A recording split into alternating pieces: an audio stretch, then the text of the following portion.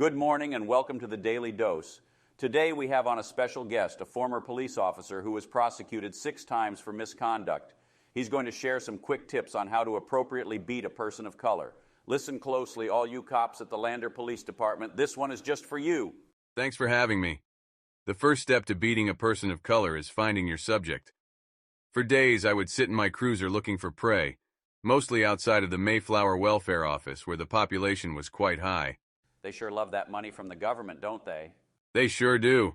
The second step is finding something to pin on the subject. Be sure to make it a believable allegation. For me, I would accuse the subject of theft solely because of their color. Wow, what would happen next? It seems like you have this racial profiling stuff down pat. Yeah, Frank, it's quite simple. The third and final step is to ask for the identification. This indicator tells the subject to reach into their pocket for their ID. As soon as they reach into their purse, pocket, or center console, yell "gun!"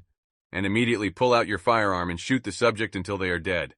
Wow, you are truly an American hero. As for my last question, how long did you pursue this practice? It was habitual for me, really. While I was an officer at the Lander Police Department, I killed about 8 colored people, with only 2 of them completely justified.